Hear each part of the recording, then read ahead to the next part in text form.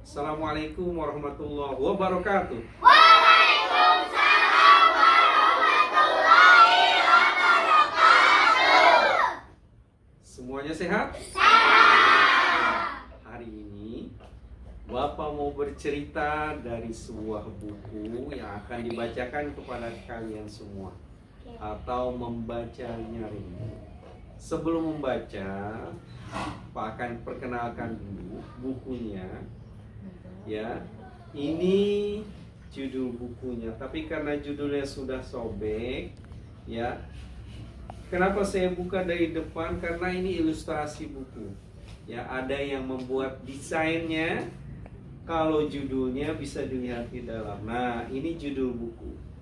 Namanya Budi Pekerti kepada Guru.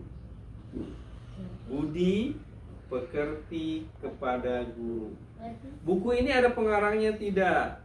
Tidak, pasti setiap buku ada yang mengarang. Biasanya ditulis di cover. Ini namanya cover buku. Nih, siapa yang menulis? Namanya Mita Yanuarti. Ya. Sebelum kita membaca, karena ini bukunya banyak berjudul-judul, maka kita akan membacakan dulu isi dari buku ini. Di mana kita bisa mendapatkan isi? Dari daftar isi. Nah, kalau daftar isi sudah dibaca, nanti baru kita mulai menceritakan isi buku. Tidak semua, tapi salah satu buku. Nah, Bapak bacakan dulu. Ya, isinya di dalam daftar isi ini ada yang berjudul Belajar yang Baik, Belajar Menghargai Guru. Yang kedua, Bertemu Guru di Luar Kelas. Ketiga, Mau keluar kelas, minta izin dahulu.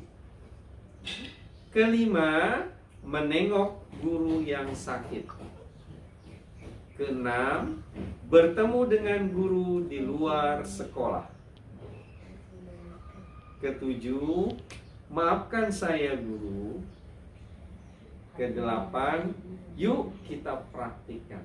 Nah, dari antara 8 judul itu kira-kira mana judul yang menarik buat kalian dan saya akan bacakan. Judul 1, 2, 3, 4, 5, 6, 7. Satu buku ada 7 judul. Yang ke? Oke, kita polling. Yang judul 1 ada? Enggak. Judul 2? Judul 3? Judul 4? Judul 5? Enggak ada yang milih? Judul 6? Judul 7? Oke. Saya akan bacakan judul yang ke-7. Maafkan saya guru. Ya. Di dalam daftar isi ini, ya, judul Maafkan Saya Guru ada di halaman 39. Kita baca halaman dan kita buka halaman 39.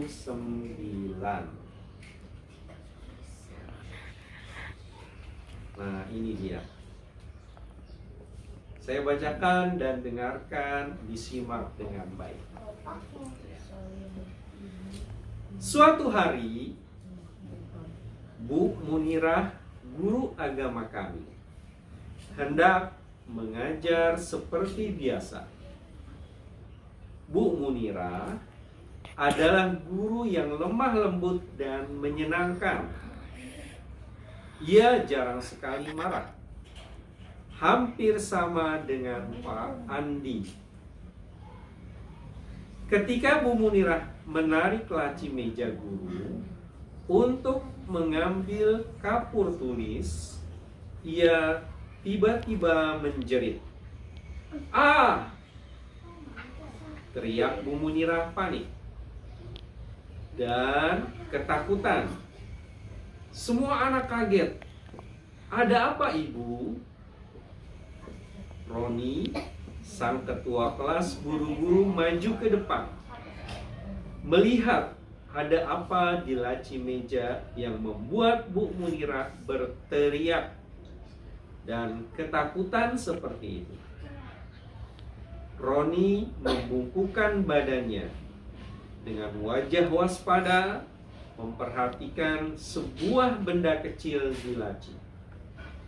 Sedetik kemudian, wajahnya terlihat tenang lagi.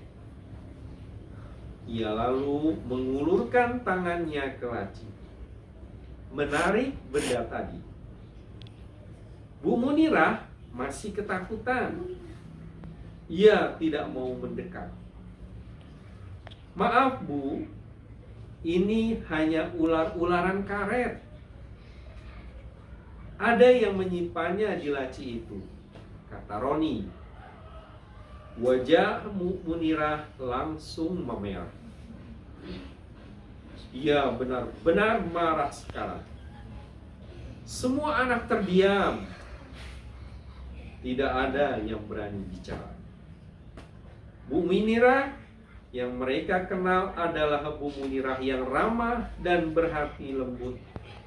Jadi, kalau Bu Munirah sudah marah seperti itu, pastilah marahnya benar-benar marah. Kamu, silakan duduk lagi. Roni. Terima kasih, Bu. Bu Munirah lalu memandangi wajah semua anak. Siapa yang melakukan ini? Siapa yang tega-teganya sengaja menyimpan ular-ularan karet ini untuk menakut-nakuti guru? Kata Bu Munirah nyaring. Dan dengan suara bergetar. Tidak ada yang menjawab. Suasana kelas benar-benar hening. Mempermainkan guru dengan cara seperti ini sudah benar-benar keterlaluan.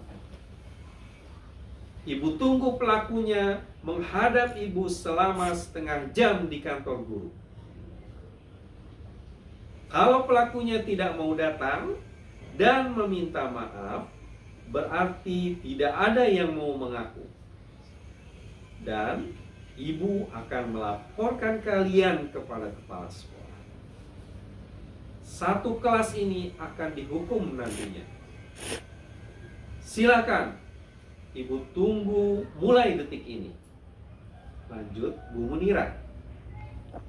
Bu Munirah pergi keluar kelas tanpa suara. Kemarahannya jelas terlihat dari suara dan mimik wajahnya.